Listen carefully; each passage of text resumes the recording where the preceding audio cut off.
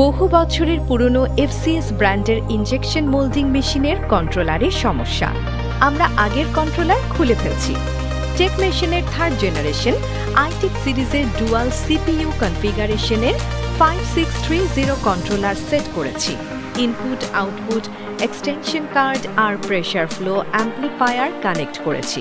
অসিলোস্কোপে analogue সিগন্যালগুলোকে check করার পরে panel বোর্ডকে গুছিয়ে ফেলছি। এদিকে চলছে নতুন এইচএমআই সেটিংয়ের কাজ।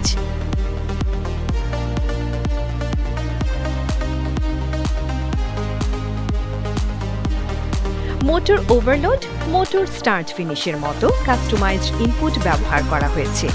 আউটপুট পেজে PQ1, 2, 3 এবং আরও কিছু কাস্টমাইজড আউটপুট ব্যবহার করা হয়েছে।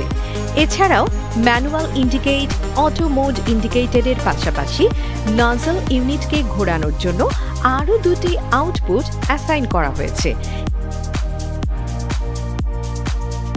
এই মেশিনে 3টি মেইন মোটর দিয়ে মোট 6টি ইন্ডিভিজুয়াল প্রেসার ফ্লো কনফিগার করা আছে, যেন চার্জিং অন ফ্লাই এবং কর ইজেক্টর লিঙ্কের মতো ফাংশন ব্যবহার করে সাইকেল টাইম কমানো যায়। কাজ শেষে প্যানেল বোর্ডের অবস্থা এখন এমন। নিউমেটিক দরজার বন্ধ ও খোলার জন্য এইচএমআই এর নিচের দিকে 2টি পুশ সুইচ রাখা হয়েছে।